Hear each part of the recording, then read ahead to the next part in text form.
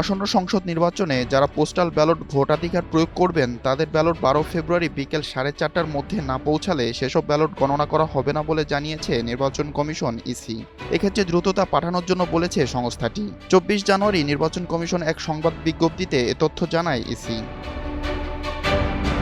এতে বলা হয়েছে, মোবাইল অ্যাপের মাধ্যমে নিবন্ধনকারী ভোটারগণ ব্যালট প্রাপ্তির পর যত দ্রুত সম্ভব ভোটদান সম্পন্ন করে ডাকবাক্সে হলুদ খাম জমা দিন। রিটার্নিং অফিসারের নিকট 12 ফেব্রুয়ারি বিকেল 4:30টার মধ্যে ব্যালট পৌঁছালেই শুধুমাত্র ভোট গণনায় সম্পৃক্ত হবে।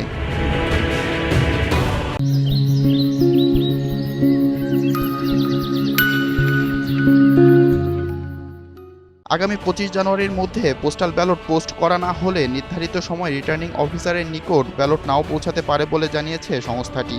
এজন্য প্রবাসী ভোটারদের আগামী 25 জানুয়ারির মধ্যে পোস্টাল ব্যালটে ভোটদান কার্যক্রম সম্পন্ন করে নিকটস্থ পোস্ট অফিসে পাঠাতে হবে। দেশের ভেতরে 3 শ্রেণীর নাগরিক, সরকারি চাকরিজীবী, আইনশৃঙ্খলা বাহিনীর সদস্য ও কয়েদিরা এবার পোস্টাল ব্যালটে ভোট দেওয়ার সুযোগ পাচ্ছেন। এছাড়া 120টির বেশি দেশে অবস্থানরত প্রবাসীরাও এবার পোস্টাল ব্যালটে ভোট দেবেন। সব মিলিয়ে নিবন্ধন করেছেন 15,33,000-এর বেশি ভোটার। আগামী 12 ফেব্রুয়ারি 12,77,00,000-এর বেশি ভোটারের অংশগ্রহণের মাধ্যমে ত্রয়োদশ জাতীয় সংসদ নির্বাচন ও গণভোট সম্পন্ন করবে নির্বাচন কমিশন।